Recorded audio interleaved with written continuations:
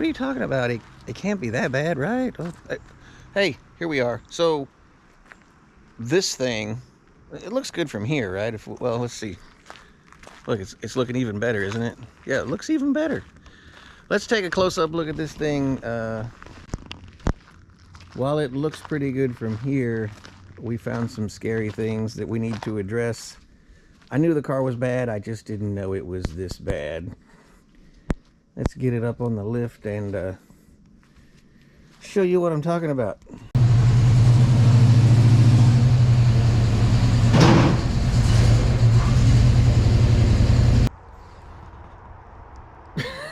What do we got? Crappy Mustang. Well, they're all crappy, right? What? No, just this one. Yeah, just this one. This thing's terrible. Terrible paint. Terrible tires. The interior smells like a squirrel party and not the good kind. The tires. Oh God, never mind. Shut the door. Whew. The tires are from. There's a date on them there. 2014. May of 2014. You were 4. And on May. 4 years old. I'm not talking about the good ones today. We're talking about this pile. So took this one in on trade for some labor. It's got a lot of good parts on it, but it is pretty. What are you doing? Nothing. So it came with a bunch of stuff, which I'm glad it came with the factory fan. It came with a brand new clutch cable, a couple of consoles, some of these horrible lights. Somebody will want these. Had to take that door panel off already because the glass, here's the cool part, there's no motor in here at all. Like, the glass is held up with a little piece of wood right there.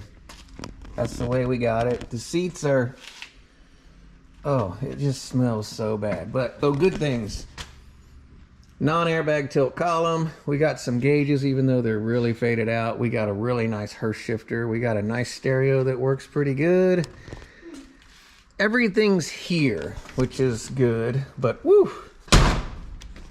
Shut that hatch. It is rank. Rank. I had to leave it outside for the Hurricane, the first one. We're getting a second one here in a day or two, but the first Hurricane, and this thing leaks like crazy. On the exterior, the good. So the good is a set of 17-inch Cobra wheels. The bad is they're all 17x9, which, as you know, it's hard to run a 17x9 on the front with stock control arms. We'd really like a 17x8 on the front. It's got the really nice set of tinted headlights with HIDs, and it's got a set of the tinted taillights. We know those are expensive. It's got drop springs in it, which look to be new. They are bright purple. I've got to find out whose those are. And then that's about it on the exterior, but it is all here. Like, the bumper's not destroyed. I think everything is salvageable as far as what we're gonna need for the red car. You wanna pop the hood? Yeah. Where are you going? It's got hood pins. It don't have the latch. No. This is high quality, bro. High quality. Can you reach it? Yeah. So what we have here is a good running 5.0. It has no smoke. It feels like it's running on about 4 cylinders. We got what look to be new caster camber plates, silicone hoses, Ford racing wires, new starter solenoid, new battery. It's got a really nice aluminum radiator with dual fans that comes on with the key that I don't like, and it has a BBK cold air intake. Everything looks really old, like the car sat for a long time, right? Yeah. Mosquitoes. I guess let's take a look underneath it, because you can see, I mean, it looks like a real shiny paint job. Probably looks really good on camera, but it's actually terrible. The doors are pretty rusty. The driver's side is actually separating at the bottom.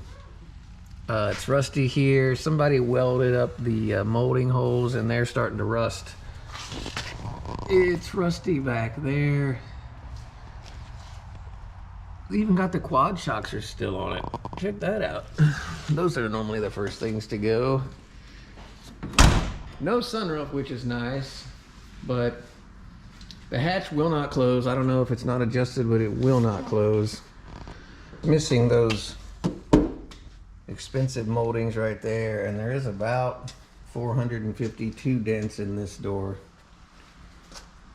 Big dents in the quarters. Quarter glass is completely shrunk past. That's probably what most of the leak is. But everything is here, and it can be fixed.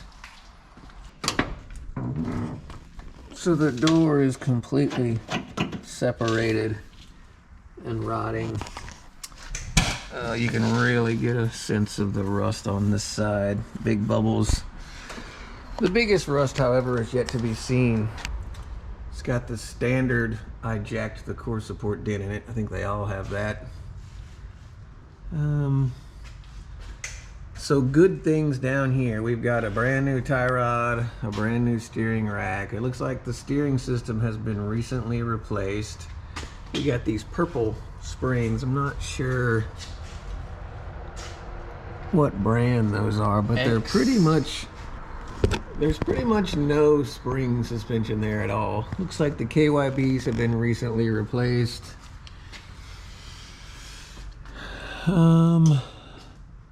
Factory crimp headers. That's the big problem right there. The frame rail.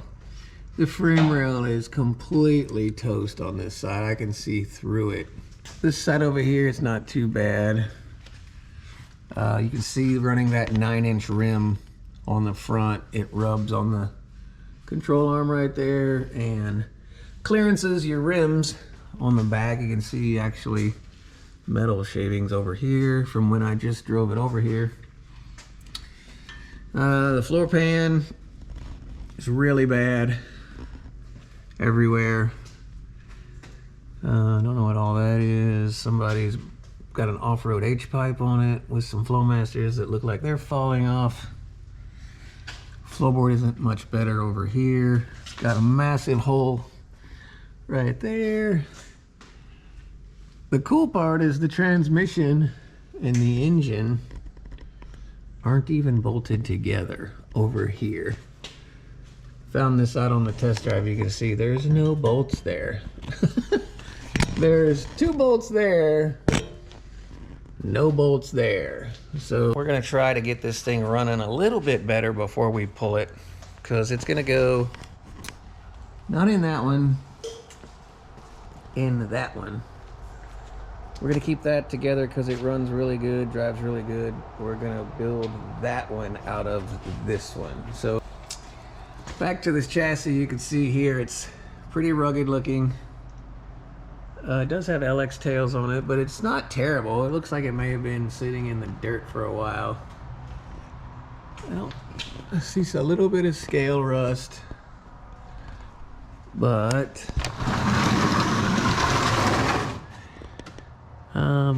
stock control arms. Got a new fuel pump in it. Again, there's some weird purple springs and probably more recent shocks. Highly surprised the quad shocks are still in it. But the rust continues. Back here at the back, somebody put tape there. They knew about that rust. The drive shaft is off to the right-hand side. See if we can identify our shifter. Looks like a Hurst from here. I'll have to clean that up and see. Oh, there's more through the scale rust right there. More right there. Based off of all that, I don't see a reason to fix it. Do you? No, I think it's a great parts car. And like I said, we got in it cheap. We basically got it for trade labor. lots of good parts. I mean, you know, the engine runs pretty good. It don't shift worth a crap, but what's it, $1,100 for a rebuilt T5? So we're gonna get it running a lot better. We're gonna fix a few things, and when it runs good, then we'll pull it completely apart. And then we're gonna set off on this 90 Wild Strawberry. Wait, that's a 92. So 89, 90, 92. We want to pull all the glass out of this and get it, all the bodywork and paint done the right way. This car is immaculate. I mean, from what you just saw over there to this is, I mean, flawless. Zero rust anywhere. Really great shape car. It's got a few dings and dents in it, but no rust. The frame rails on the car we just showed you, the frame rail right here was completely gone, and this car is just beautiful inside. I don't know. We'll probably throw the drop springs. We'll put the 17x9s on the back. We'll get a set of 17x8s. We'll put the caster camber plates in this one. We're gonna put the tinted headlights, tinted taillights, and we'll end up driving this one while he learns how to drive. Yeah. This will be his daily, just a 4-cylinder automatic. You're familiar with this car if you follow the channel, right down to the trailer hitch. And then once we get comfortable driving hot rods and more driving experience, we'll transition into the 505 speed. You're not getting rid of the trailer hitch. No? It's staying.